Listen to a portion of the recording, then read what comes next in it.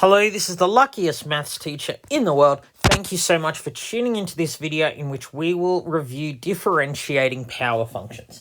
So a power function, I just mean something like this, x to the power of n.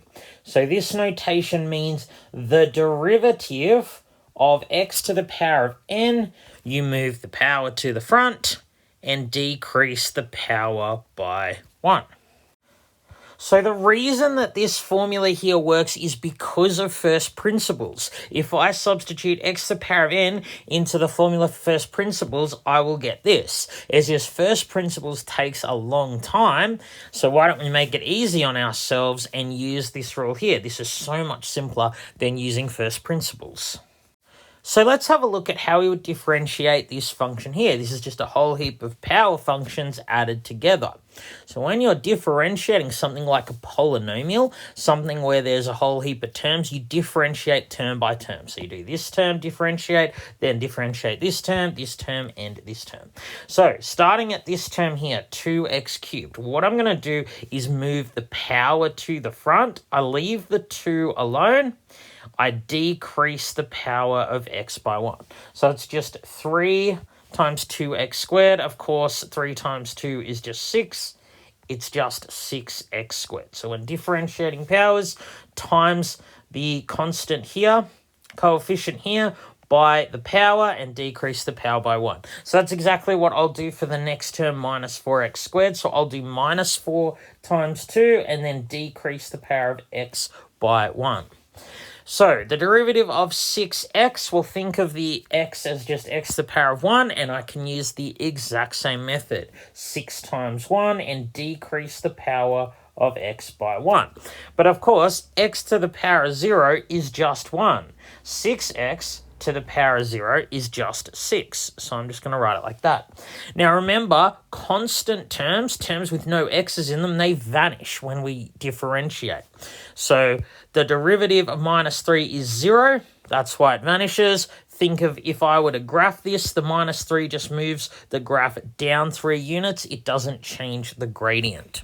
So that's precisely what this is here. We denote the derivative as f dash x, means the derivative of x. This is a function that gives us information about the gradient of the original function. So the derivative of a function is another function. And we can use this here to calculate the gradient of this function. So for example, f dash of 1 means when x equals 1, the derivative is equal to, so I'm just going to substitute x for 1 in here. I get 6 minus 8 plus 6, which is 4. So the derivative of this function when x equals 1 is equal to 4. What that means is that when x equals 1, this function here has a gradient of 4. Remember, positive gradient means that this function is leaning to the right or that it's increasing. The y values are going up as the x values are going up. So remember, that's what the derivative is. It's just the gradient or the rate of change of the original function. All right, let's now look at differentiating functions that aren't polynomials. So we're now going to look at differentiating this function here. Here I've used y instead of fx, but they mean the same thing. So this one looks different to the function on the previous slides, but we're going to use the same process. It's because these are power functions.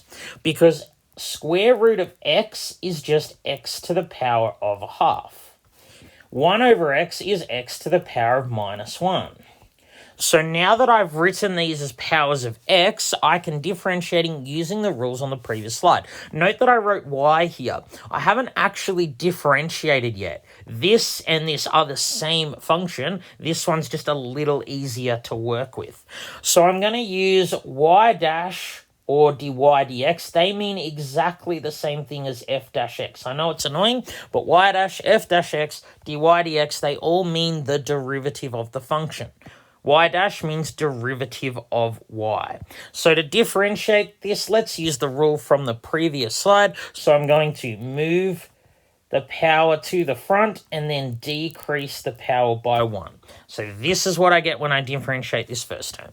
Now I'm going to differentiate the second term. Same idea. I'm going to move the power to the front and decrease the power by 1.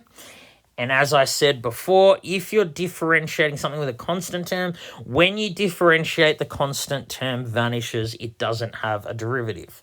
So just making this a bit easier to work with, this would be 1 over 2 root x minus 1 on x squared. So remember, the negative indices move it to the bottom of the fraction, and you write it with a positive power. And of course, x to the power of a half and root x are the same.